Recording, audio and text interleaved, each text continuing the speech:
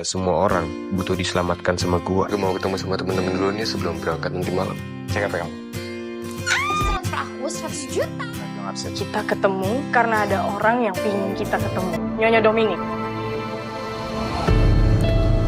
Hello guys, belakangan ini alurnya bener-bener dibuat sat-sat untuk mengejar jadwal operasi cedera kakinya Fathah Syaah yang memerankan Fathah Fernandes.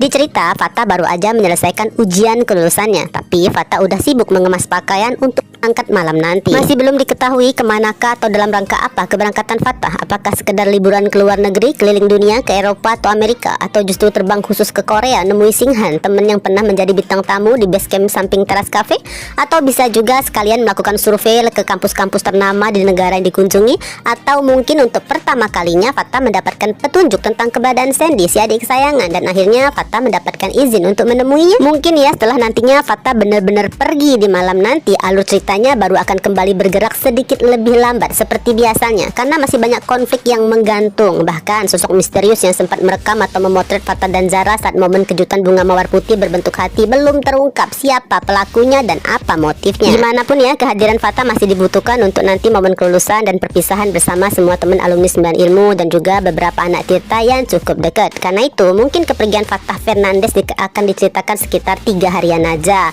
Namun dunia nyatanya sampai dengan penyembuhan kaki Fathah Syaah pasca operasi benar-benar pulih, barulah mungkin Fathah diceritakan kembali dari perjalanan liburannya. Sebelum keberangkatannya, Fathah mendapatkan pelajaran terpenting dalam hidupnya. Akhirnya Fathah sadar guys bahwa nggak perlu selalu menjadi Superman yang harus membantu semua orang. Terkadang nggak semua orang membutuhkan bantuan, terutama dalam urusan yang sangat personal. Jane alias Blade menjadi contoh yang cukup menarik dalam hal ini. Memang benar ya, kehadiran Fathah yang menemani masa-masa galaunya dan memberikan sudut pandang berbeda sangat membantu Blade. Namun pada akhirnya, keputusan untuk berdamai dengan diri sendiri dan menemukan jawaban tetap datang dari Blade sendiri. Setelah itu Fathah bercermin pada kehidupan Oliver, sahabat masa kecil yang ternyata menyimpan rahasia sangat besar. Selama ini Oli terlihat baik-baik aja, bahkan justru merasa nggak nyaman ketika Fathah mengetahui rahasia tentang keluarganya. Permintaan Oli agar Fathah nggak perlu bertanya, nggak membahasnya, seolah menjadi tamparan yang menyadarkan Fathah bahwa nggak semua hal harus dicari jawabannya. Karena ini pun seperti yang pernah dialamin Fathah. Selama ini kan Fathah seringkali memilih lari dari masalah pribadi dengan menyibukkan diri mengurus persoalan orang lain yang kadang bahkan bukan urusannya. Karena itulah tekadnya untuk pergi sementara waktu terasa semakin kuat. Mungkin ya Fathah memang butuh ruang untuk fokus pada diri sendiri, mencari suasana dan pemandangan baru yang bisa menenangkan pikiran. Siapa tahu setelah itu Fathah akan kembali dengan versi yang lebih matang, lebih tenang dan lebih dewasa. Namun ada beberapa hal yang masih sangat bikin penasaran. Untuk siapakah sebenarnya amplop yang sudah dipersiapkan Fathah sejak sebelumnya? Juga siapakah sosok yang sedang dilukis oleh Fathah sampai menolak ajakan Mohan untuk kumpul bareng teman lain di teras kafe saat menyambut ujian kelulusan?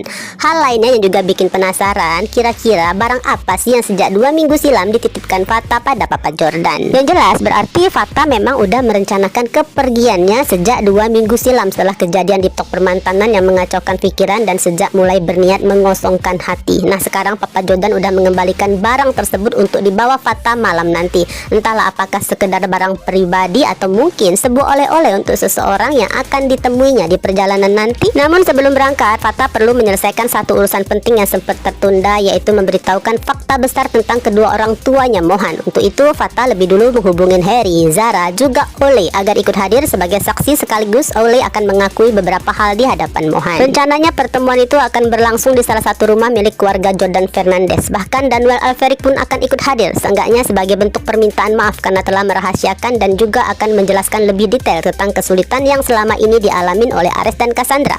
Sedangkan dia memilih tetap di rumah aja karena skandal masa silam dengan Jordan bisa membuat suasana menjadi kurang nyaman. Sementara itu Mohan sama sekali belum menyadari bahwa permintaan Fathah untuk ketemuan di pagi itu ternyata akan dihadiri begitu banyak orang, bahkan sampai para senior. Mohan juga nggak akan pernah menyangka bahwa topik pembahasan akan sedemikian mengejutkan. Bukan nggak mungkin guys, di pertemuan itu nantinya berubah menjadi salah satu adegan paling menegangkan.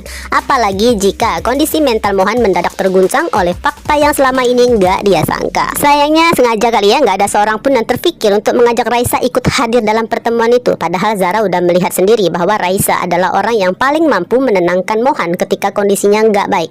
Hanya aja semua merasa bahwa pembahasan ini terlalu personal karena menyangkut masalah keluarga. Mereka memilih menghormati privasi Mohan terlebih dahulu, kecuali nanti Mohan sendiri yang memutuskan untuk menceritakannya pada Raisa. Atau jika situasinya benar-benar menjadi genting, barulah mereka akan minta Raisa datang secepat mungkin mungkin untuk membantu menenangkan keadaan. Di lain sisi, pagi itu Harry menemui Akila untuk menjelaskan sedikit tentang pertemuan yang akan berlangsung. Namun yang justru mencuri perhatian nih adalah momen lucu saat Hana tiba-tiba menghampiri membawa bon catatan utang Akila selama tinggal di sana. Rupanya Hana udah bisa membaca karakter Harry guys sebagai sosok pria yang bertanggung jawab dan siap menanggung kebutuhan hidup orang yang disayang. Dan bener aja ya, tanpa banyak drama, Harry langsung mentransfer uang sebesar 100 juta ke rekening Akila. Bukan cuma Akila yang teriak kaget guys, rasanya banyak dari kita ya.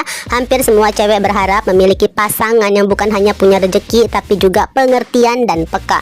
Sebab percuma kaya raya kalau ternyata medit dan gak pedulian. Dengan uang sebanyak itu jelas Akila bisa memenuhi berbagai kebutuhan. Yang paling penting untuk hari itu Akila harus mengajak Raisa pergi jalan-jalan sebagai pengalihan dari pertemuan yang sedang dilakukan Mohan dengan yang lainnya. Sekalian memenuhi janji lama yaitu quality time khusus bersama geng cewek. Meskipun kali ini Jaya belum bisa ikutan, seenggaknya kan ada Raisa, Vicky, Jolina, dan mungkin juga Hana yang belakangan ini menemani hari-hari galau Akila. Entahlah mereka apakah akan hanya menghabiskan waktu di salon, keliling di mall, atau juga nongkrong di kafe, atau malah melakukan hal-hal seru yang spontan dan gak terduga. Misalnya kebut-kebutan di jalan raya ya, meski langsung ditolak oleh Raisa dengan alasan gak punya motor. Tapi kalau soal mencari ide, Akila kan gak pernah kehabisan akal. Yang pasti guys, keseruan Akila dengan geng cewek ini bakal menjadi hiburan manis di tengah suasana yang sedang tegang akibat pertemuan penting di rumah Jordan. Beralih ke Excel, malam sebelumnya Fatah udah menghubungi melalui panggilan grup bersama Harry untuk membahas hasil misi menyadarkan Blade. Seenggaknya Fatah yakin Blade pada akhirnya akan datang dan mengajak Excel bicara untuk memperjelas semuanya. Maka pagi itu Excel menjalani rutinitas seperti biasa, duduk dengan santai di taman, menikmati secangkir teh hangat sambil membaca buku. Dari luar terlihat sangat tenang, seolah nggak sedang menunggu siapapun, hingga akhirnya orang yang ditunggu benar-benar datang.